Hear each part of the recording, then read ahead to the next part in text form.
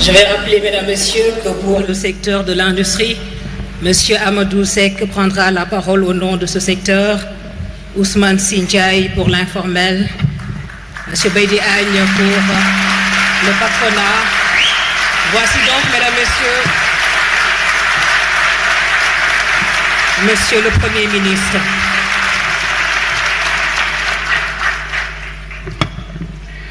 Excellence, Monsieur le Président de la République, Monsieur le Président de l'Assemblée nationale, Mesdames et Messieurs les ministres et secrétaires d'État, Messieurs les chefs d'institution, honorables députés, Mesdames et Messieurs les ambassadeurs, Mesdames et Messieurs les gouverneurs de région, Mesdames et Messieurs les élus locaux, Mesdames et Messieurs les partenaires au développement, Mesdames et Messieurs les autorités de régulation, Mesdames et Messieurs les représentants du secteur privé, des organisations syndicales et professionnelles et de la société civile, chers invités, Mesdames et Messieurs, nous sommes aujourd'hui réunis à un moment extrêmement important de la vie de notre nation pour présenter, au-delà du public ici présent, à tout le peuple sénégalais, le plan de redressement économique et social. Je voudrais rappeler que ce plan n'est pas tombé du ciel. Il fait partie d'un ensemble. Et ce rappel référentiel est important parce que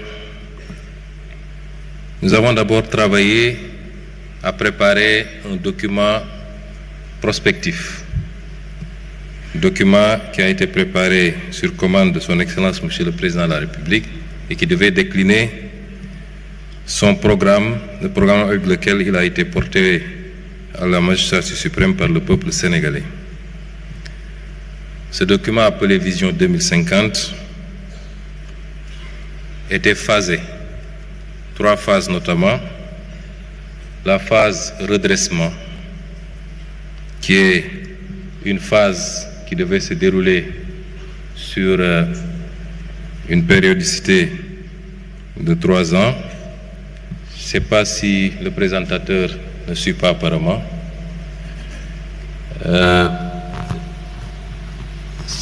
Voilà, une phase redressement, suivie d'une phase d'impulsion et enfin une phase d'accélération. La phase de redressement devait nous permettre de partager la vision, de mobiliser les citoyens, de poser les premières bases de la transformation et d'engranger les premiers résultats de ce travail. Elle sera suivie de la phase impulsion, qui est la phase de mise en œuvre de l'ensemble des leviers d'amorçage de la transformation et de la poursuite de la mise en œuvre des stratégies filières. Et enfin, une 3e phase, la phase accélération, qui devait nous permettre, comme son nom l'indique, d'accélérer la politique de développement des filières et de visibiliser la croissance engrangée à l'horizon 2050. Si vous regardez ce graphique, vous vous rendrez compte que, et ça nous permet de répondre à une question, parce qu'on a l'habitude d'entendre dire que nous demandons aux Sénégalais de patienter jusqu'en 2050. Si vous voyez les courbes qu'il y a au-dessus de ce graphique, vous vous rendrez compte que les phases ne s'excluent pas. La première phase, celle qui consistait à redresser, démarre évidemment en 2024 avec l'élection du président de la République et se termine quasiment à la fin de ce cycle, c'est-à-dire en 2029. Mais vous vous rendez compte que la courbe jaune qui suit, c'est-à-dire l'impulsion, n'attend pas qu'on ait terminé la phase de redressement. Dès le milieu du mandat, c'est-à-dire d'ici 2026, nous démarrons la phase impulsion qui prendra fin en 2034. Et la phase accélération démarre presque simultanément avec la phase d'impulsion, où 1 ou 2 ans après le démarrage de la phase d'impulsion. Et donc avant la fin de la première phase, c'est-à-dire le redressement. C'est une action combinée avec plusieurs phases qui ne s'excluent pas, mais avec la priorisation de l'une ou l'autre phase selon les périodes. Le redressement, pour le slide qui suit, doit nous permettre de faire un certain nombre de choses. D'abord, les réformes préalables à des actions futures. Un certain nombre de réformes, réforme des institutions, réforme de la justice, réforme territoriale, décentralisation, déconcentration, et j'en passe. Il faut comprendre donc que la phase de redressement ne commence pas aujourd'hui avec le document que nous vous présentons. C'est l'un des éléments de ces réformes préalables, c'est-à-dire l'assainissement du cadre macroéconomique dont a parlé tout à l'heure M. le ministre de l'Économie. Il faut comprendre donc que cette phase de redressement a démarré depuis les premiers jours du mandat, puisque le président de la République a convoqué les assises de la justice, ça fait partie de la phase de redressement, les assises politiques, ça fait partie de la phase de redressement, un certain nombre d'états généraux sectoriels ont été organisés dans le secteur de l'industrie et du commerce, dans le secteur de l'hydraulique, dans le secteur du transport, entre autres. Toutes ces opérations s'incrustent dans cette phase de redressement. Et donc, vous pouvez situer l'opération, l'exercice d'aujourd'hui dans cette première partie, c'est-à-dire les réformes préalables à des actions futures, dans le sens qu'il concerne un des points, l'assainissement du cadre macroéconomique et l'impact de cet assainissement sur l'économie et sur le social. La deuxième phase, le deuxième élément de cette phase de redressement, c'est les réformes techniques qui préparent le terrain pour le développement d'autres services. Vous aurez dans ces réformes techniques les réformes sur le plan du numérique, par exemple. L'identité numérique unique est un élément important de cette phase. J'allais dire même tout ce qui a été conçu dans le New Deal technologique. Et la troisième phase, c'est la bonne gouvernance et la reddition des comptes. Je crois que sur le terrain de la bonne gouvernance, des actes substantiels ont été posés. Et les derniers en date, c'est le paquet de projets de loi qui a été adopté avant-hier en Conseil des ministres portant sur la réforme de l'OFNAC, sur l'accès à l'information, sur la déclaration de patrimoine, entre autres, et sur la reddition des comptes. Le travail se poursuit méthodiquement dans le respect des règles de droit.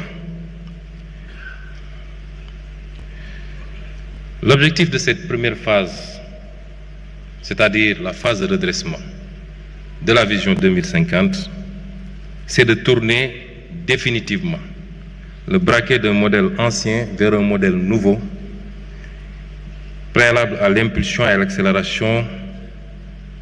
Et ces réformes constitueront une des priorités du premier quinquennat.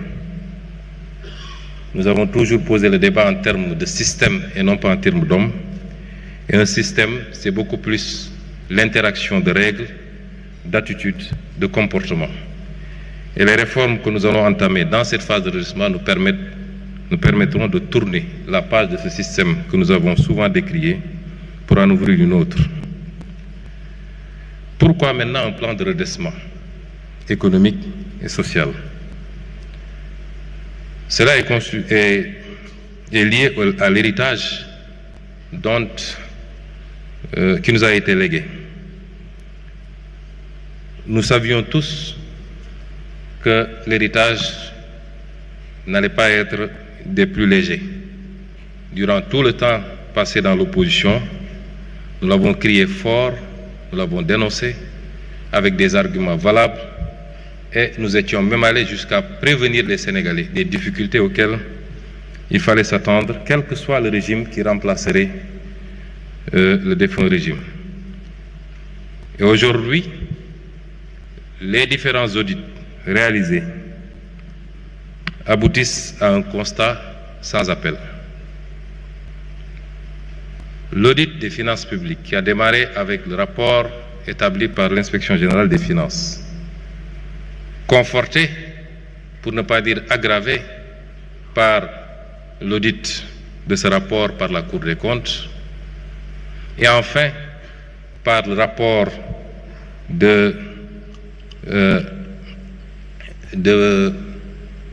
Forvis Mazars. Cet audit, ces différents audits débouchent sur un constat très difficile pour le Sénégal d'un déficit qui cumule à 14% et d'une dette publique qui est de 119% du produit intérieur brut. 14% contre 4, quelque chose pour cent qui avait été déclaré et 119% contre 74% qui avait été déclaré par l'ancien régime. Évidemment, et c'est le lieu de féliciter et de rendre un hommage à son Excellence le Président de la République, qui aurait pu faire le choix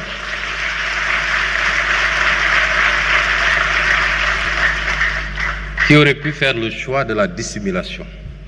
Je me rappelle des rencontres tenues autour de lui au palais avec les différents ministres concernés, le ministre des Finances, le ministre du Budget, le ministre des Finances et du Budget, le ministre de l'Économie et le désormais ministre d'État chargé de l'agenda et un certain nombre de ses conseillers, des réunions qui nous avaient permis d'apprécier la gravité de la situation, mais surtout des conséquences de l'exercice de vérité, si on choisissait de dire la vérité.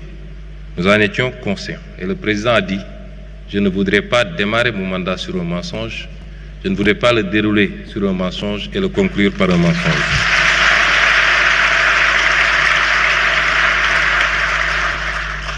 Et cet exercice de vérité a pour conséquence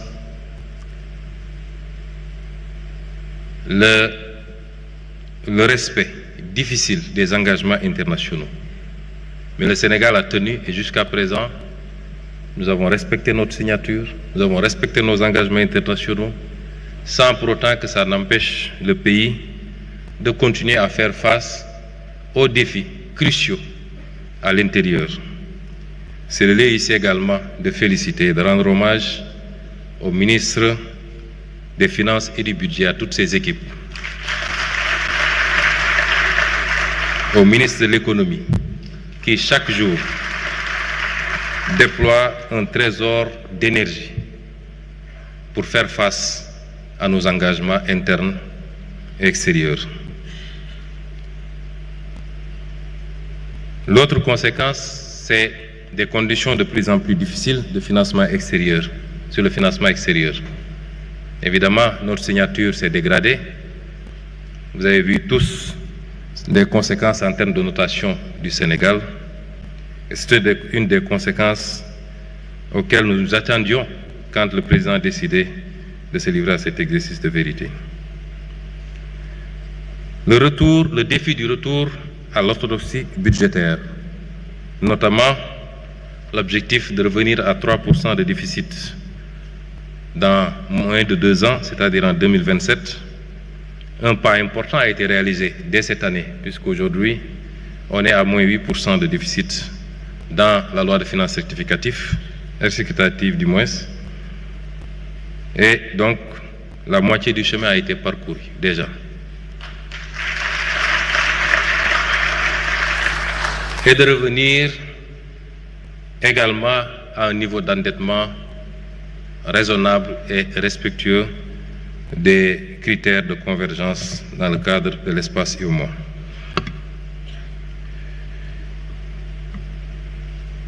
Tout ceci combiné à l'attente légitime des Sénégalais.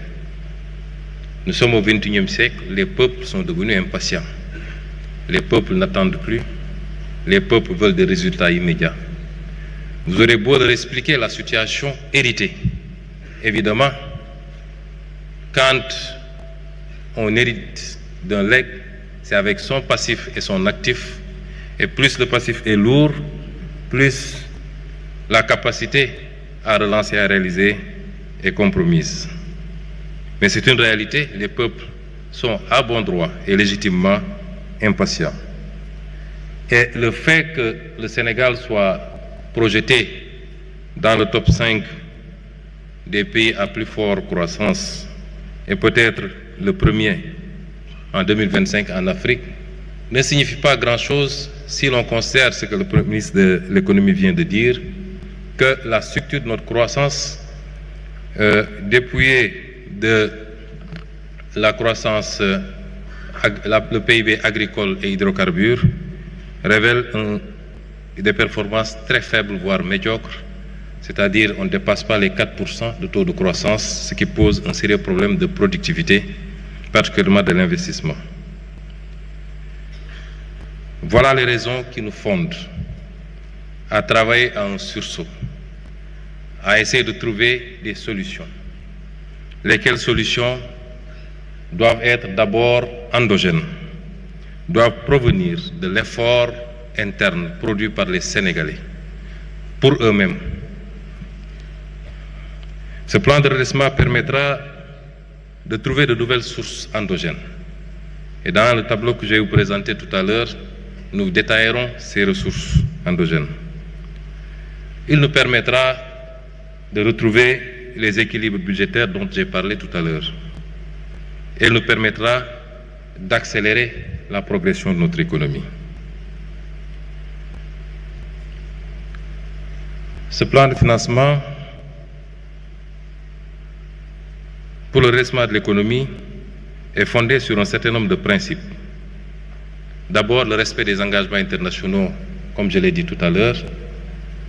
Nous tenons, quel que soit le régime qui a pris ces engagements, et quelle que soit la nature de ces engagements, évidemment, nous pouvons travailler à identifier dans ce paquet de dettes la partie de la dette odieuse et poser le débat plus en profondeur avec les partenaires.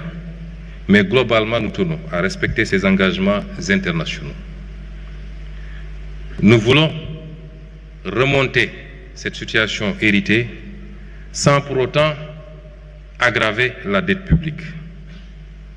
Nous voulons le faire sans brader nos ressources naturelles et foncières.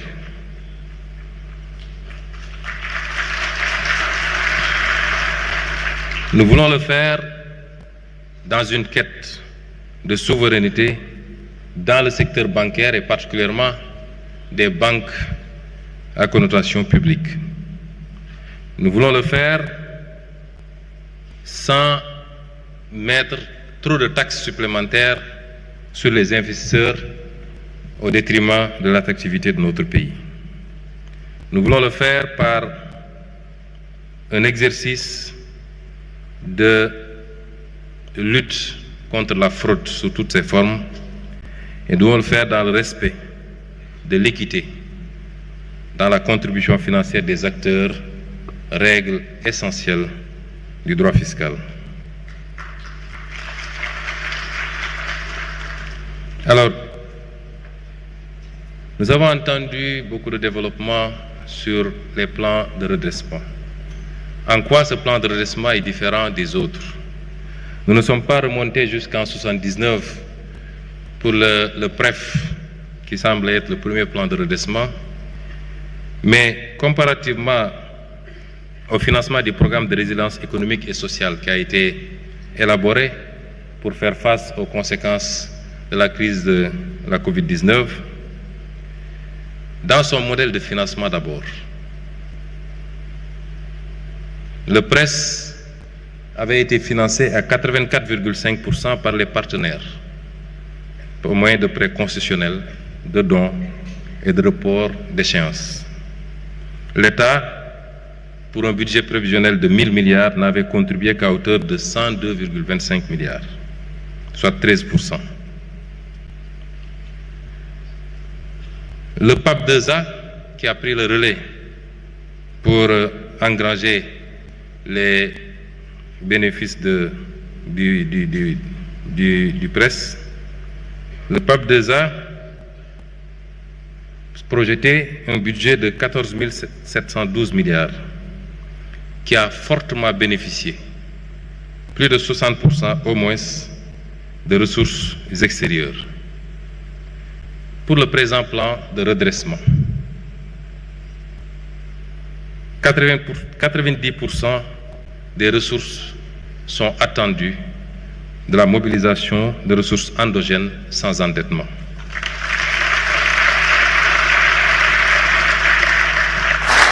Nous ne solliciterons les partenaires extérieurs que pour la partie du recyclage des actifs que je présenterai tout à l'heure, mais tout en conservant la propriété de ces actifs, ou lors des appels publics à l'épargne sur le marché intérieur, où des résidents de la zone pourraient éventuellement contribuer.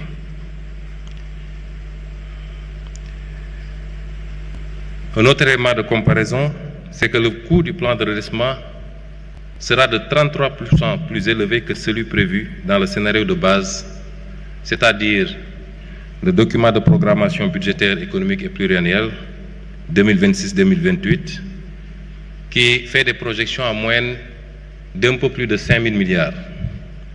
Considérez que pour ce plan, l'objectif initial que j'avais confié aux équipes, c'était de mobiliser au moins une année budgétaire de plus, d'essayer de rattraper une année budgétaire de plus, qui équivaut sensiblement à la dette cachée, à la dette qui n'a pas été comptabilisée dans nos écritures. Et comparativement donc au PAP 2A, dont les ambitions n'étaient que de 4% par rapport au schéma initial, c'est-à-dire le PAP 2. Ces éléments de comparaison nous permettent d'apporter ou d'anticiper sur un certain nombre de réponses et qui recoupent notre volonté, notre discours qu'on a toujours tenu. Hier, ici, lors de la remise des lauréats du concours général, je retiens une phrase prononcée par le président de la République, son souhait de voir les Sénégalais s'approprier du concept de souveraineté. Tout ce plan, toute la trame de ce plan répond à ce besoin, à cette option forte de souverainiser notre pays, de faire des efforts par nous-mêmes. Nous ne pouvons pas, 65 ans plus tard, continuer à attendre le salut de l'extérieur. L'Afrique doit évoluer et le Sénégal doit évoluer. Depuis que les constats ont été faits après les audits, tout le débat national tournait autour du FMI. Le FMI n'a pas décaissé. Est-ce qu'on aura un nouveau programme avec le FMI? Ce que nous présentons aujourd'hui n'attend rien quasiment de personne, sinon du peuple sénégalais lui-même.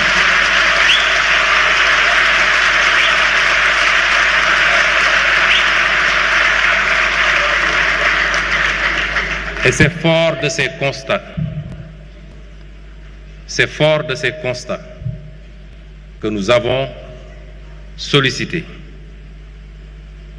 l'autorisation, sollicité et obtenu l'autorisation du président de la République pour mettre une équipe autour de nous à la primature, regroupant l'essentiel des ministères qui travaillent sur les domaines qui nous intéressaient, pour la confection de ce plan de redressement.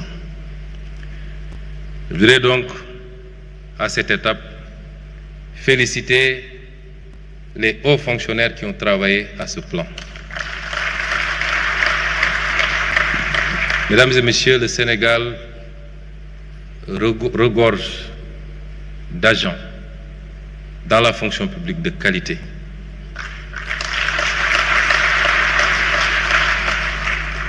Ils nous l'ont démontré déjà lors de l'élaboration du référentiel qui a été fait avec l'expertise exclusivement sénégalaise, accompagnée par un cabinet privé sénégalais également. Je veux féliciter tous ceux qui ont travaillé à ce document, sous la coordination de M. Moustapha Sen, conseiller spécial chargé des questions économiques.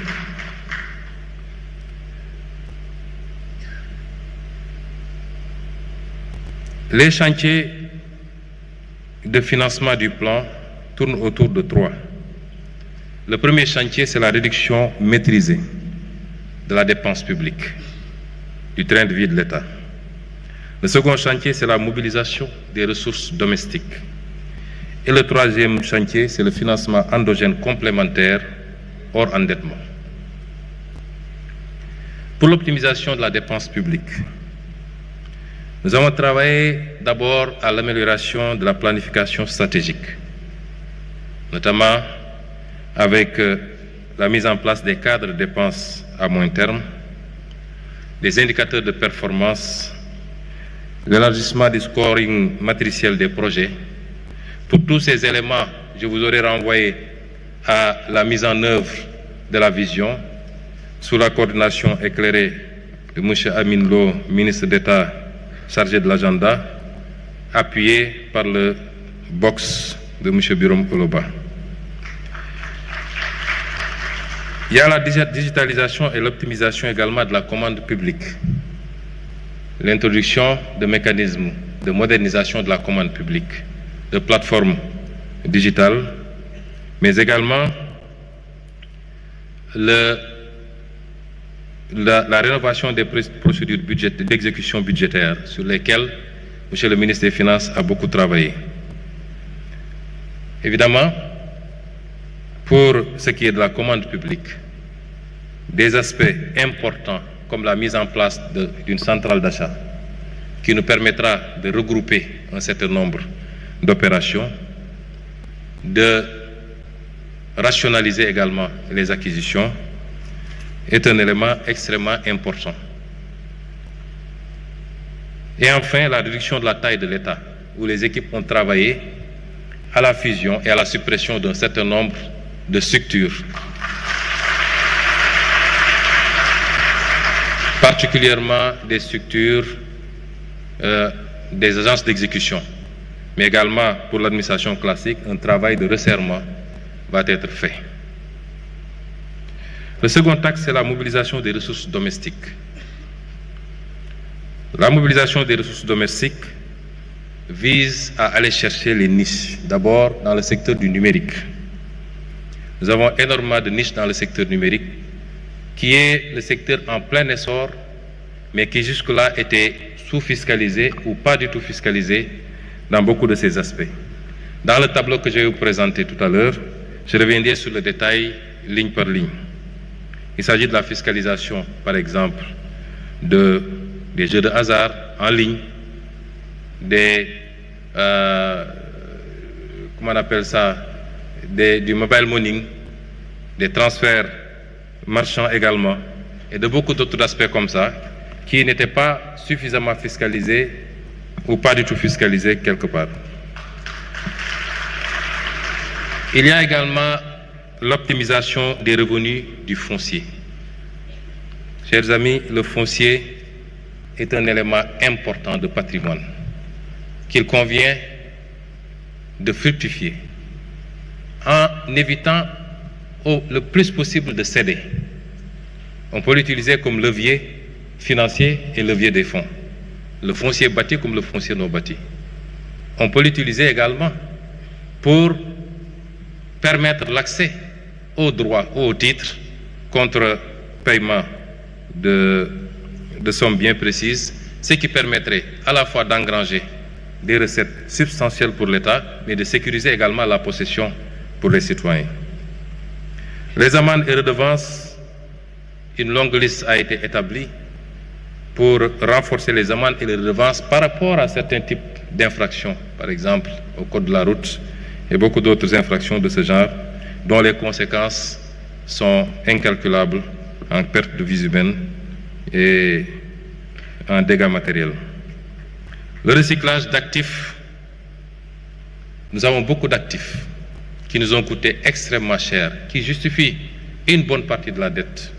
Les actifs portuaires, aéroportuaires, autoroutières, ainsi de suite, qu'il convient de recycler, avec l'option pour nous, toujours, de garder la propriété. Nous avons la possibilité de la concession, Nous avons la possibilité de l'ouverture du capital comme nous avons la possibilité de la cession.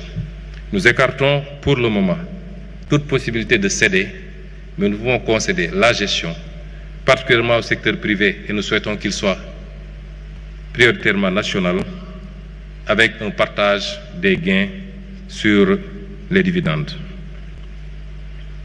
L'exploration du capital investissement également est un élément extrêmement important, corrélé à des préoccupations telles que la finance, l'économie sociale et solidaire et le développement des coopératives, notamment agricoles. La fiscalité environnementale qui, comme vous le savez, a un double objectif, à la fois dissuasif sur la pollution et donc environnementale, mais un objectif également de mobilisation de recettes, ce qu'on appelle la fiscalité verte et la fiscalité bleue sur la pollution et les différentes formes de pollution. Le financement durable, vert, bleu, énormément de fonds existent aujourd'hui, qui sont des fonds gratuits souvent, les fonds verts et les fonds bleus. À travers le monde, le Sénégal est parti à un certain nombre de conventions, notamment sur la transition écologique juste, qui peuvent aujourd'hui venir abonder également cet effort. Et enfin, la rationalisation des différentes subventions. Le ciblage, un peu essayer de cibler pour toucher les vrais, ceux qui ont vraiment besoin de ces subventions, aussi bien dans le domaine de la pêche, dans le domaine de la distribution des produits d'hydrocarbures, ainsi de suite, pour éviter que des gens de la couche moyenne ou même des gens très aisés puissent continuer à capter les subventions au détriment de ceux qui en ont vraiment besoin. Et enfin, les troisièmes sources de financement, c'est le financement endogène et les ressources complémentaires. Je veux citer ici l'appel public à l'épargne dont nous usons de plus en plus pour mobiliser des ressources sur le marché intérieur en monnaie locale, parce que l'un des problèmes de notre dette aussi, c'est que nous empruntons à monnaie étrangère alors qu'on doit rembourser en monnaie locale. Ça pose un problème sérieux et aujourd'hui, il faut dépasser, de plus en plus recourir à d'autres modèles qui nous permettent de mobiliser des fonds sur le marché local, de financer notre dette en monnaie locale, et la dette en monnaie étrangère doit cibler au maximum possible des activités qui génèrent des revenus en devises, notamment l'exploitation des hydrocarbures, du pétrole et du gaz ou le secteur minier. La promotion d'un secteur bancaire national fort, c'est-à-dire le secteur bancaire à capitaux majoritairement publics. Les débats sont encore en cours sur la nécessité ou non de fusionner un certain nombre d'instruments que nous avons, le fonds 6, le fonds GIP, un certain nombre d'autres banques, la banque agricole, ainsi de suite, pour, à l'image d'un certain nombre de modèles, avoir un instrument de financement de l'économie et de développement fort et structuré. C'est des débats qui seront tranchés par son Excellence le Président de la République. Des missions de benchmarking seront envoyées très bientôt pour nous approprier les expériences vécues ailleurs. La finance islamique qui est un levier important, notamment par le soukouk, qui est une forme d'emprunt obligataire mais respectant un certain nombre de normes. Le Sénégal en a déjà usé pour la réfection du building administratif et du ministère de l'Intérieur, des Finances, si je ne m'abuse. C'est des leviers qui permettent de lever des financements sains, comme le recours au mécanisme du WAQF et beaucoup d'autres mécanismes de financement islamique. La renégociation des contrats stratégiques. Un travail est en train d'être fait. Et vous me permettrez de féliciter également à ce niveau l'équipe qui y travaille, le comité de lecture, dirigé par le conseiller spécial El Hadji Ibrahima Diop, qui a déjà renégocié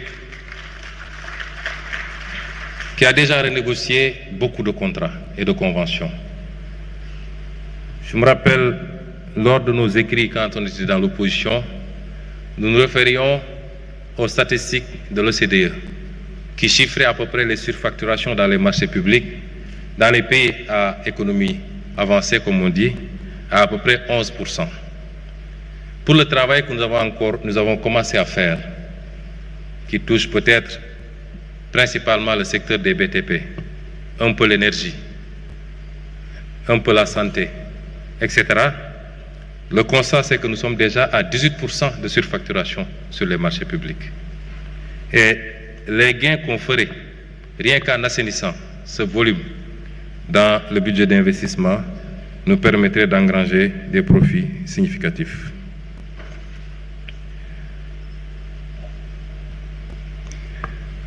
Je vous déroulerai tout à l'heure un tableau sur le détail des lignes de ressources, sur les ressources domestiques, les ressources recyclables, le financement complémentaire au endettement et la réduction de la taille de l'État. Mais les ressources attendues sur les 3 ans, 2025-2028, pour les ressources domestiques additionnelles, nous attendons 2111 milliards. Pour le recyclage d'actifs restant à la propriété de l'État, nous attendons 1091 milliards. Pour les économies sur la réduction de la taille de l'État, nous attendons 50 milliards. Pour le moment, j'y reviendrai parce que nous avons un tableau assez long d'une 50aine de mesures qui sont encore en cours d'évaluation. Et l'essentiel de ces mesures porte sur la taille de l'État. Et enfin, sur le financement endogène complémentaire hors endettement, nous attendons 1352 milliards. Le tout nous permet de nous projeter sur 4605 milliards pour le moment, en attendant les autres mesures à évaluer, qui sont des mesures très importantes et qui, selon mes estimations, nous permettront d'ajouter peut-être 2000 à 2600 milliards à ce tableau. Et l'injection de ces ressources doit générer à peu près 1062 milliards de recettes fiscales, ce qui sera réparti sur les 3 années. La première année, 274 milliards, la deuxième, 444 milliards et la troisième année, 344 milliards. Ce qui nous donne un total de ressources projetées de 5667 milliards provisoirement.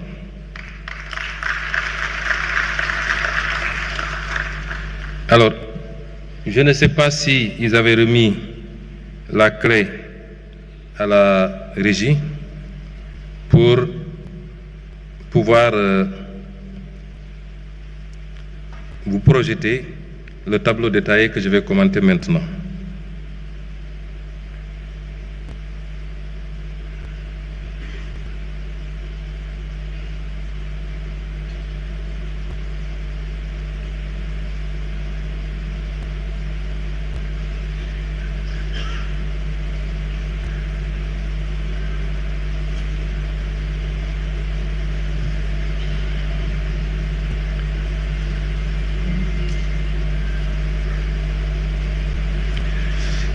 Pour les différentes rubriques, la synthèse des projections se décompose en mesures nouvelles et réalistes de génération de recettes publiques et leur potentiel budgétaire sur la période 2025-2028. Pour le financement endogène, je vous ai dit que le tableau, je vais citer pour chaque rubrique quelques lignes. Nous avons la ligne renforcement de la collecte des dividendes des entités publiques, sur laquelle nous attendons 27 milliards. Le Sénégal, en tout cas l'État, a été assez négligent dans le suivi de son portefeuille et de la collecte des dividendes dans toutes ses participations.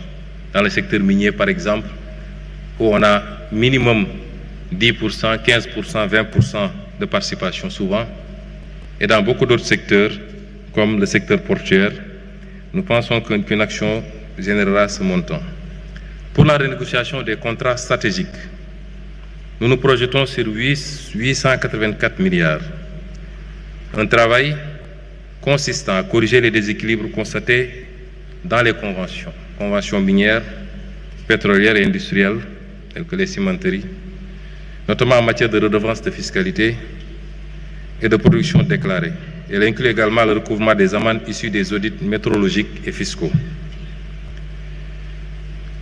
Pour la mobilisation de l'épargne nationale et de la diaspora, l'objectif c'est de capter les flux d'épargne disponibles sur le territoire national et auprès de la diaspora à travers la création de véhicules d'investissement. Il ne s'agit pas de dire aux gens de donner leur argent de manière philanthropique, mais de les intéresser à un certain nombre de projets structurants sur lesquels ils peuvent investir avec retour d'investissement. Nous nous projetons sur 135 milliards.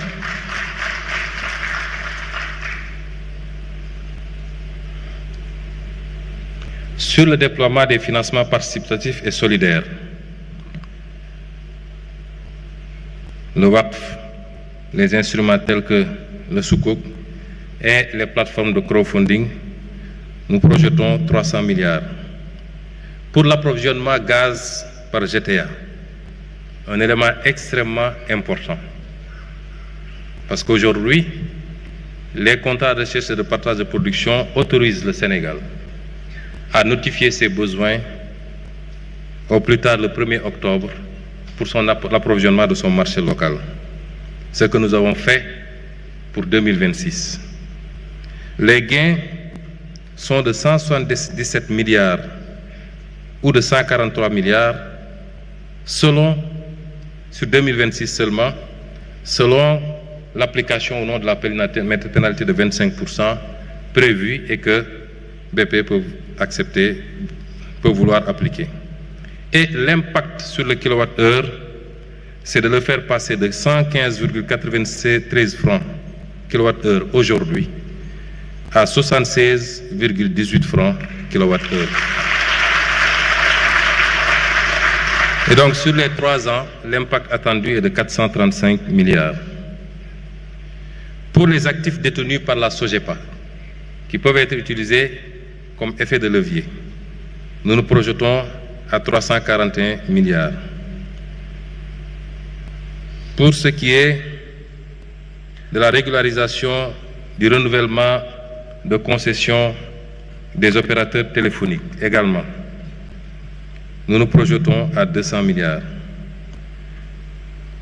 Sur les frais de visa électronique que nous avons décidé d'appliquer pour l'entrée sur le territoire national,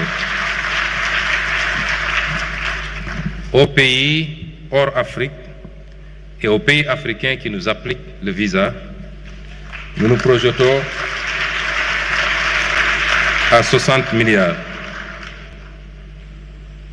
Sur le recyclage d'actifs comme les autoroutes, nous nous projetons à 126 milliards.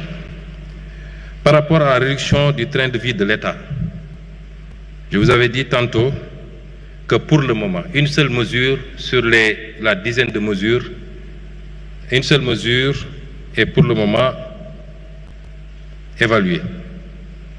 C'est la restructuration du secteur parapublic, notamment la suppression et la fusion d'agences. Et elle nous donne un gain de 50 milliards. Les 8 ou 9 autres mesures sont en cours d'évaluation et je peux vous en citer quelques-unes qui sont des mesures fortes relativement à la réduction de la taille de l'État ou du train de vie de l'État. J'ai parlé tantôt de l'élimination des surfacturations sur les marchés et les chantiers publics, la réduction des subventions accordées à certaines entités publiques qui doivent pouvoir avoir leur autonomie financière, la réduction sélective et progressive des subventions aux équipements de pêche, des détaxes de carburant, etc., l'économie sur les frais liés à l'organisation des élections. Et je crois que les conclusions du dialogue politique nous permettraient de le faire, rien qu'avec le bulletin unique. Je passe sur les autres. Le plafonnement de la masse salariale dans le secteur parapublic, puisque la loi organique portant sur les lois de finances a prévu le plafonnement, l'inscription chaque année dans la loi de finances, le plafonnement des salaires dans le secteur parapublic et au niveau des institutions et du secteur public. Ça n'a été inscrit qu'en 2021, le décret d'application n'a jamais été pris. Et sur 2026, nous réintégrerons cette mesure qui aura certainement un impact important. la réduction de la fréquence et du coût des missions à l'étranger, la mise en place de la centrale d'achat, la réduction des charges locatives d'eau et d'électricité de l'administration, l'optimisation de la réforme sur les véhicules de l'administration, la lutte contre les pertes techniques même de la Sénélec qui sont évaluées à 90 milliards quand même. C'est autant de mesures qui vont venir abonder cette rubrique et certainement nous permettre de faire des économies extrêmement plus substantielles sur le train de vie de l'État.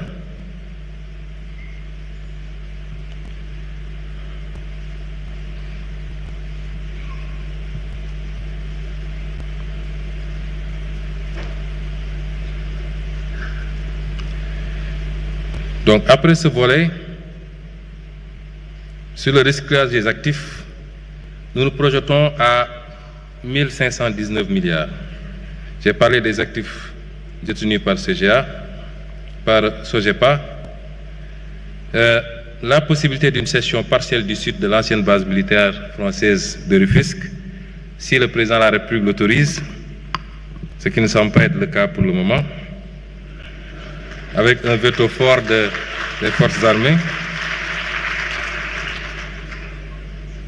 Sur la zone économique de Diass, où un modèle d'aménagement et de mise en location ou de cession partielle peut être envisagé, où nous escomptons 215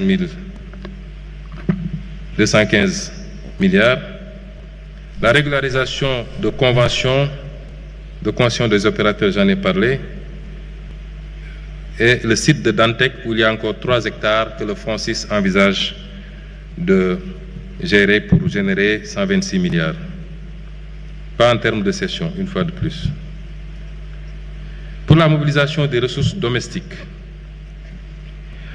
nous envisageons avec la mise en concession ou vente partielle de terrains viabilisés des zones à fort potentiel économique.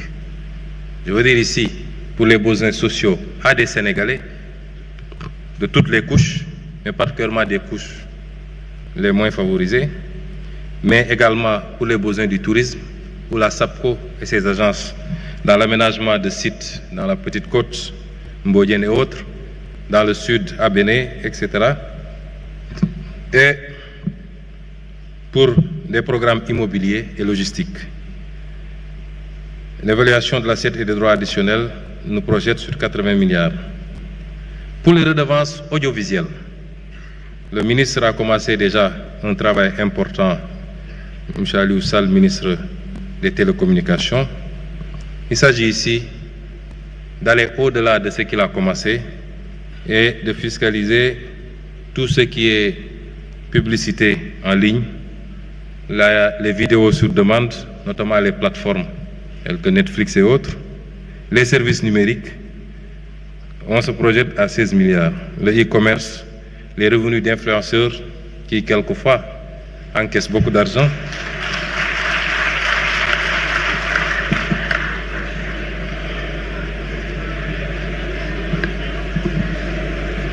La taxation du mobile money.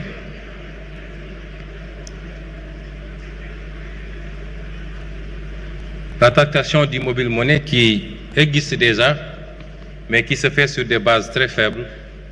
Nous avons beaucoup travaillé ces derniers jours avec la Direction générale des impôts, le ministère des Finances, le ministère des Télécommunications, pour aboutir à des bases beaucoup plus saines, sans pour autant que ça constitue un surenchérissement perceptible du coût des transferts, et l'État compte engranger 130 milliards sur les 3 ans. La taxation des transactions marchandes, où nous projetons sur 90 milliards, les transactions marchandes d'e-mobile money. La taxation des jeux de hasard, notamment le pari en ligne et les casinos en ligne. Les jeux de hasard, le jeu en ligne aujourd'hui constitue 80% du jeu de hasard. Il nous faut aller chercher les 20% qui restent. Mais nous avons choisi, puisque dans ce secteur, les bookmakers étaient taxés,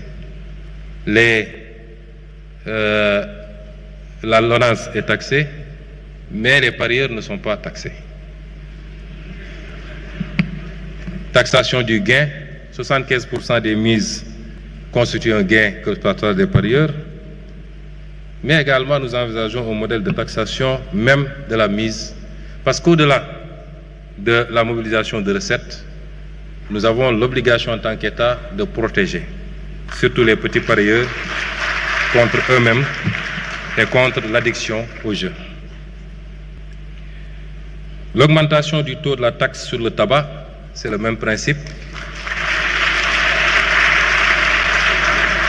que nous envisageons d'amener au plafond UEMOA qui est de 100%. Aujourd'hui, nous taxons à 70%. Et je crois que la fumée peut rapporter 100 milliards.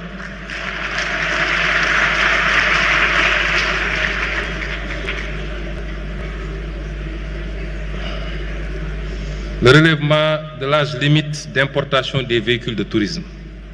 C'est une forte demande de la diaspora. Ils seront satisfaits aussi bien pour les véhicules utilitaires, 8 à 10 ans, les véhicules supérieurs à 3,500, 10 à 15 ans, et la généralisation des droits d'accès sur les véhicules de transport et de marchandises. Ces trois mesures doivent pouvoir rapporter un peu plus de 100 milliards.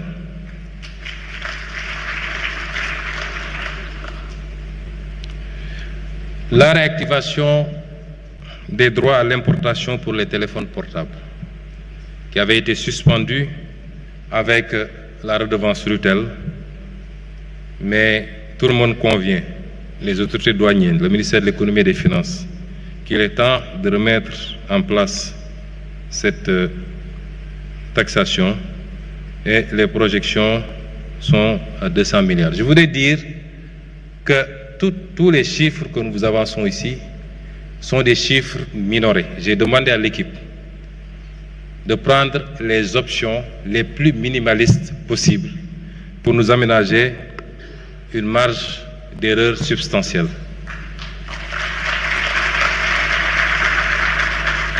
La mise en place d'un programme de marquage fiscal qui permet de lutter évidemment contre la fraude sur les quantités, mais également de garantir un peu la qualité de la consommation. Donc des préoccupations de santé, où nous projetons 87 milliards, la réactivation du droit de sortie sur les exportations d'arachide et de la noix de cajou, 27 milliards et 15 milliards. Ici, c'est à la fois des soucis de collecte, mais également de protection de notre secteur industriel pour l'arachide, mais l'incitation également à la transformation locale. Et c'est là où nous attendons le secteur privé national.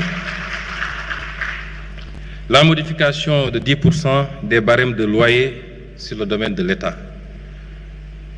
L'État donne des baux, mais nous constatons que les taux contenus dans les barèmes sont extrêmement faibles et n'ont pas été révisés depuis 2011, si ma mémoire ne fourche pas.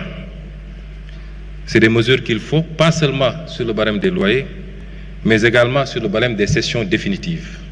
Si l'État veut acheter un terrain d'un particulier, il l'achète au prix du marché. Mais si l'État vend un particulier, il vend 10 fois, 20 fois, 30 fois moins cher parce qu'il vend selon un barème, puisque l'État n'est pas censé faire des profits sur le foncier. Mais cet État-ci, qui a hérité d'un déficit de 119% et d'un déficit de 12%, est censé faire de l'argent. La régularisation massive des terres du domaine national. Nous avons travaillé avec M.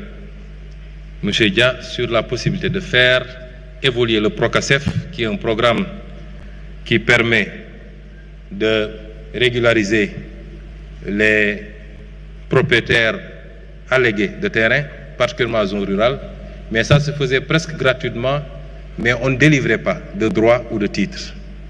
L'instruction, c'est d'aller vers la délivrance de droits et de titres pour sécuriser les propriétés et permettre à ces gens-là non seulement de pouvoir sécuriser, mais de pouvoir même avoir un levier pour à faire prévaloir auprès des banques pour lever des fonds utiles à leur activité. Donc, la mise en concession de terrains viabilisés dans des zones à fort potentiel économique. Et enfin, l'introduction d'une fiscalité verte et bleue par l'instauration d'une taxe carbone, d'une surtaxe sur les véhicules anciens à forte émission de CO2, ainsi qu'une éco-contribution sur certains produits importés, où nous escomptons 306 milliards. Ça, c'est les recettes fiscales attendues de l'injonction des ressources. Ça, c'est les ressources du moins, et les recettes fiscales attendues, je vous l'ai dit, c'est 1062 milliards. Et au total, l'ensemble des ressources s'élèveront à 5667 milliards provisoirement, en attendant de continuer l'évaluation des autres mesures qui sont tout aussi importantes. Parmi ces mesures, je peux vous en citer quelques-unes qui sont des leviers importants. Il y a le recours aux ressources longues qui nous permettra de lever des fonds en monnaie locale. C'est le cas des fonds de pension, les consignations, le capital assurance. L'objectif ici, c'est de remplacer la dette par l'equity et d'avoir plus de marge, puisque c'est des ressources longues. La révision du mode d'indexation de la prime fixe sur l'électricité, l'imposition d'une amende forfaitaire aux propriétaires d'immeubles n'ayant pas respecté la réglementation en matière de construction, notamment les ascenseurs, les parkings et autres, l'application effective des taxes sur les nouvelles conventions de pré-projet, puisque les montants sont libellés tout le temps TTC. Je vous ai cité tout à l'heure les mesures pour le train de vie de l'État. Je les saute donc. Je vais sauter, je vous donne quelques échantillons.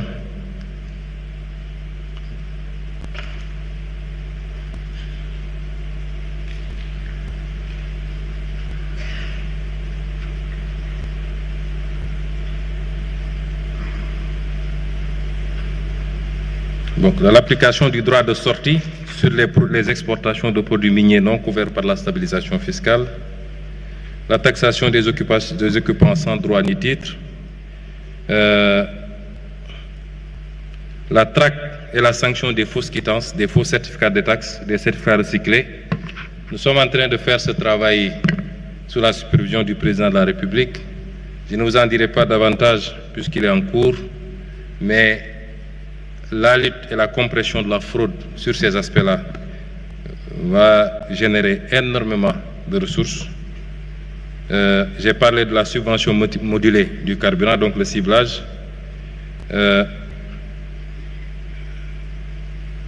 Et j'en passe et j'en passe. Il y a à peu près 37 mesures qui sont encore en cours d'évaluation et sur lesquelles nous comptons encore engranger pour dépasser largement les prévisions.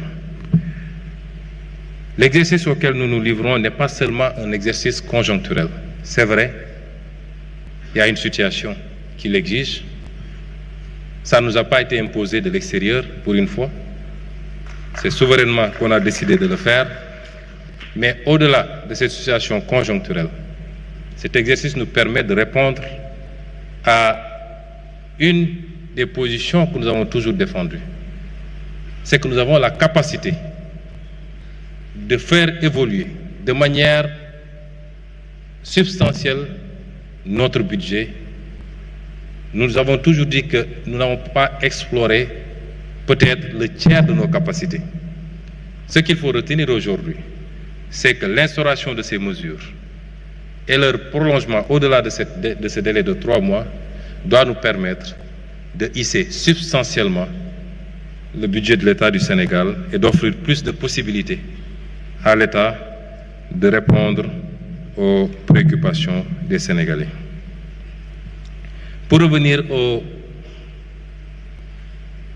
au PowerPoint, monsieur le technicien,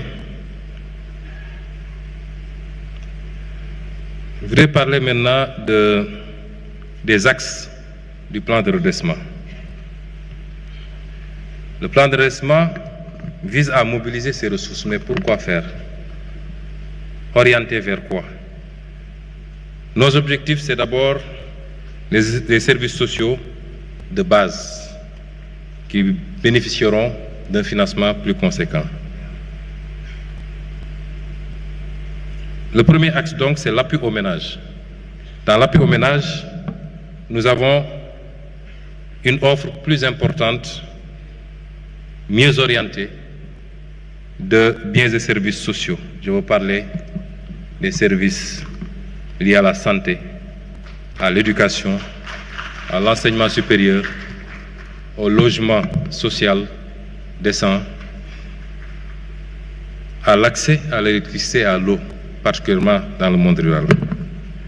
C'est également l'obtention des titres de propriété facilités pour sécuriser les ménages. Et c'est les aides aux ménages pauvres, notamment la bourse de sécurité familiale, qui sera renforcée. C'est également une des préoccupations essentielles du président de la République et de mon gouvernement, c'est continuer à rendre le coût de la vie abordable pour nos concitoyens. Par l'approvisionnement, un meilleur approvisionnement du marché et éventuellement une baisse des prix des denrées. Et évidemment, la création massive d'emplois par l'abondement des fonds destinés au financement, particulièrement des jeunes et des femmes, pour l'employabilité et l'emploi. Toujours pour l'appui aux ménages, j'ai cité tantôt le cas des bourses de sécurité, et un meilleur ciblage, évidemment. Quand on dit cibler les subventions, certains proposent souvent de supprimer carrément les subventions et de faire des transferts cash qui profitent à partir du fichier RNU, qui nous permet de connaître les ménages considérés comme pauvres, de pouvoir les cibler directement par des cash transferts. Et enfin, penser sérieusement à la gratuité de certains services de base, par exemple, pourquoi pas les médicaments génériques qu'on pourrait éventuellement rendre gratuits, mais c'est en réflexion. Pour le second point, c'est le soutien au secteur privé national et la libération des énergies créatives. L'accès au foncier revient parce qu'entreprendre nécessite, pour la plupart du temps, de pouvoir accéder au foncier. Des mécanismes simplifiés et accélérés pour permettre à ce secteur privé d'accéder au foncier. L'amélioration de l'accès à l'électricité, j'en ai parlé tantôt. L'un des éléments de compétitivité industrielle particulièrement, c'est le coût de l'énergie. Nous ne pouvons pas continuer à être à plus de 110% du coût de l'énergie et vouloir compétir avec des pays qui sont à 12 francs. Si je prends le cas du Qatar, mais qui a suffisamment de gaz pour le faire, ou 60 francs si je prends le cas de la Chine. Il faut aujourd'hui que nous travaillions à baisser substantiellement le coût de l'énergie, mais également l'accès aux autres sources d'énergie pour le secteur privé particulièrement, les énergies renouvelables, le solaire singulièrement. Le paiement de la dette due au secteur privé. Après finalisation de l'audit de cette dette, l'engagement que prend le gouvernement, c'est de payer intégralement cette dette pour permettre à ce secteur privé. Certains nous disent qu'il faut vous assurer que les dettes que vous allez payer, les montants qui sont reçus soient réinjectés dans l'économie. Nous ne pouvons pas le garantir ou l'exiger, mais je suppose que pour un investisseur, la logique voudrait que s'il reçoit des paiements par rapport à une dette, qu'il les réinjecte dans l'outil de production pour pouvoir être plus productif et participer à la construction de notre développement. Le développement des infrastructures dans les pôles, entre les pôles, dans les zones économiques, également est un engagement que nous prenons vis-à-vis du secteur privé. La mise en place d'une garantie marché pour faciliter beaucoup de choses, notamment avec les contrats triennaux, parce que beaucoup de membres de la société civile se plaignent de ne pas pouvoir avoir une prévisibilité par rapport au marché public. La réforme du climat des affaires, chantier que nous avons déjà initié avec la réforme du Code des investissements qui est en cours, du Code général des impôts, du Code des douanes, du Code minier, et j'en passe, avec l'objectif de réformer le climat des affaires, mais tout en sauvegardant les intérêts de l'État. La facilitation de l'accès aux intrants également, particulièrement pour le secteur primaire, est un engagement. Et enfin, l'accompagnement à la formalisation avec les guichets uniques et beaucoup d'autres outils qui permettraient d'accompagner une bonne partie de l'informel vers la formalisation. L'autre élément, c'est le développement des secteurs prioritaires, l'agriculture, la pêche et l'élevage. Je ne ferai que les citer parce que je vous en renverrai au document Vision. Au début de mon exposé, je crois que j'ai sauté un slide pour vous dire que ce que nous faisons ne tombe pas du ciel. Nous avions d'abord le document Vision, nous avons ensuite le master plan décennal 2024-2034, nous avons la stratégie nationale de développement, qui est une stratégie quinquennale, nous avons même le document de programmation budgétaire et économique pluriannuel. J'aurais même pu citer la déclaration de politique générale. Mais ceci participe de ce premier point qu'on a appelé le redressement. Mais si vous vous rabattez sur le document Vision qui sera publié la semaine prochaine, Monsieur le ministre d'État, aujourd'hui, Monsieur le Président de la République me dit que ce sera publié aujourd'hui, ce document, tout ce que je vais développer ici et dans ce document, les offres et les projections sur les secteurs de l'agriculture, de la pêche et de l'élevage, la filière viande et lait, les industries légères, parce que dans le phasage, nous considérons qu'aucun pays ne s'est levé pour aller tout de suite vers les industries lourdes. Il faut pouvoir faire un ciblage, y aller méthodiquement. Donc, le fer, la métallurgie et la sidérurgie, où nous avons des offres concrètes, même si ça semble être des secteurs assez lourds. Et c'est pourquoi le pari de l'énergie est important. Une fois de plus, c'est la mère des batailles. Le logement social, pas ici sous le volet social, mais c'est des entreprises qui viendront faire des offres. L'agro-industrie, le tourisme, les BTP, le numérique. L'industrie pharmaceutique, chimique légère, l'industrie culturelle et créative, le textile habillement, les matériaux de construction et l'agro-industrie. Quels sont maintenant les impacts attendus? D'abord, sur le plan social, l'application de ce plan, combinée à toutes les autres initiatives, parce que ce que je vous ai montré ici n'a rien à voir avec les différentes réformes, par exemple les différents codes, même si, de manière anticipative, certains points validés ici devraient être pris en compte, mais nous allons anticiper parce que dès les prochaines semaines, nous présenterons à l'Assemblée nationale un paquet de réformes qui doit accompagner la mise en œuvre de ce plan. L'amélioration de la situation sociale des ménages en milieu rural et urbain, la facilitation de l'accès aux services sociaux de base, l'adoption de nouvelles mesures de baisse des prix de denrées, le renforcement du socle de protection sociale, la promotion de l'entrepreneuriat pour les jeunes et les femmes.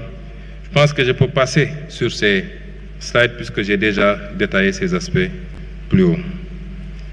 Et enfin, les impacts budgétaires attendus. C'est que ces ressources que nous voulons mobiliser conforteront la position de l'État par rapport à nos ambitions de souveraineté. Je le rappelle encore, il ne faut pas qu'on fasse des confusions. La souveraineté ne veut pas dire l'autarcie. Vous entendez des gens qui vous disent, oui, ils parlent de souveraineté, pourtant ils empruntent. Ce n'est pas ça la souveraineté.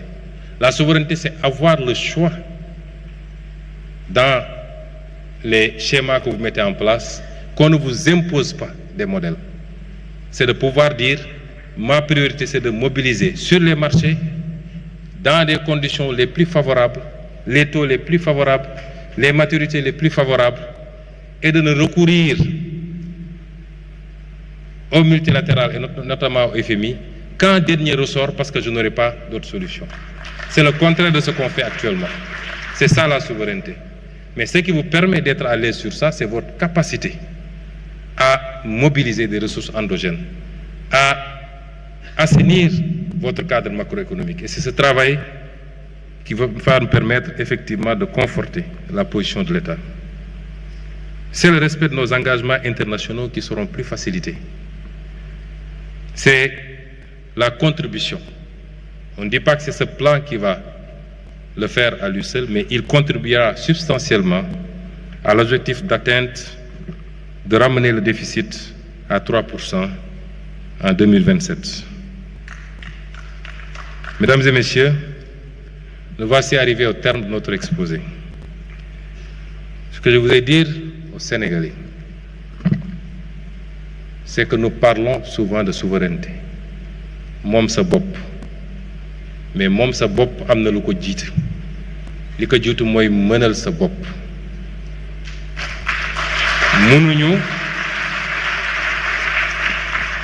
Mënuñu 65 ans après les indépendances jël suñu avenir yépp wéer ko ci liy jóge bitim réew moo xam dañ ñu koy labal ci anam yoo xam ne métti na ci ñun suñuy sëtaat di daw walla dañuy tàllal loxo di ñaan réew muy doxee noonu mooy réew moo xam ne optewul pour le développement.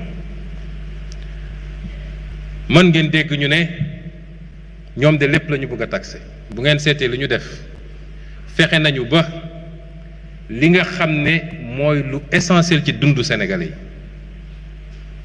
laaluñu ceeb laaluñu diwlin laaluñu courant laaluñu yooyu yëpp dañ leen bàyyi waaye muqi mi mën nañ cee laaj xaalis ndax du lu essentiel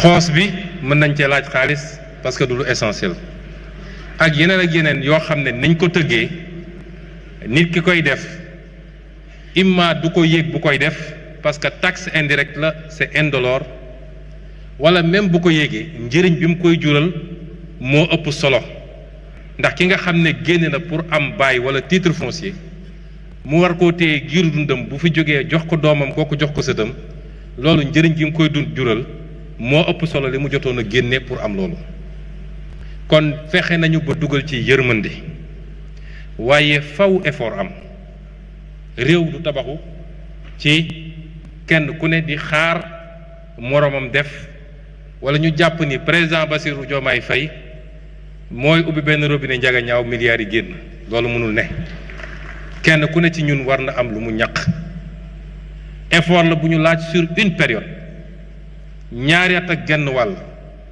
bu ñu askan wi toppee ci li ñu wax fii la Sénégal di tegu ci yoon ba faw ndax erreur yi ñu defoon démb dootul am ci Sénégal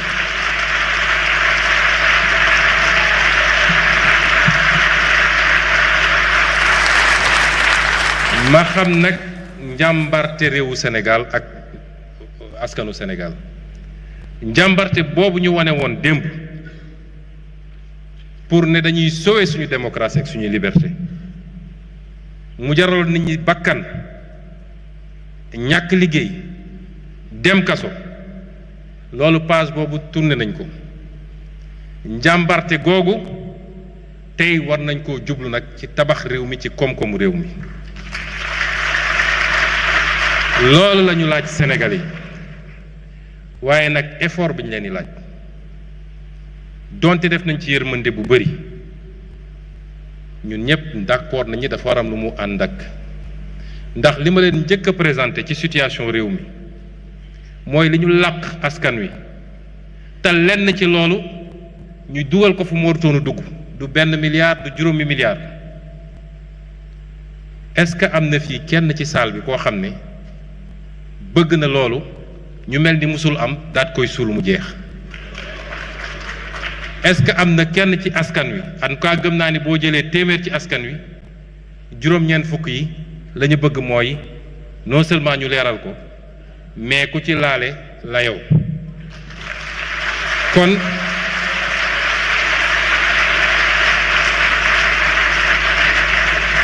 kon liggéey yooyu dañoo ànd ndax suñu ne woon rek sénégalais yi lii mun nañ ko def ñun ñëpp nañu ànd def effort te liñ ci jiital mooy effort yi état bi di def balaa ñu naan citoyen bi dundu état gi la ñu njëkk ne dañ ko xool effort yooyu mënoo ko laaj sénégalais yi ba pare ne leen dafa am yorin gu baaxul bu ñu yóbbu ba fii te doo layoog ñi def loolu kon sénégalais yi duñ la topp kon jot na suñu kattan suñu xam-xam suñuy waxtaan suñuy yitte ñu jël ko lépp concentré ko ci lii ndax lii mooy njëriñu réew mi de bañ divertissement yi bañ lu ñuy tardel bàyyiwuma ci élève bi baykat bi transporteur bi étudiant bi cadre bi kilifa diine bi bépp couche sociale bi nañu xam ni lii mu war a doon suñu yitte ci ñetti at yi ñu jëm buñ ko defee Sénégal taxe ba faw ñu ngi leen di gërëm di leen sant.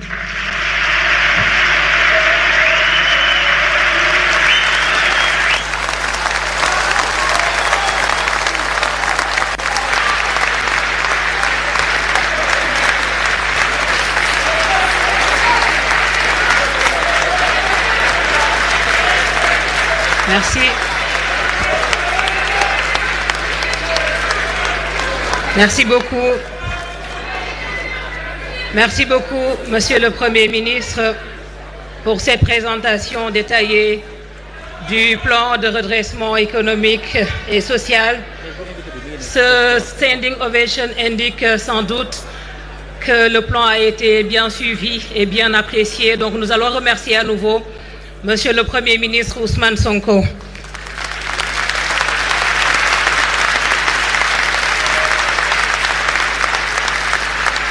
Merci également à vous, Mesdames, Messieurs. Comme annoncé précédemment, nous allons dans un instant ouvrir la séquence questions-réponses.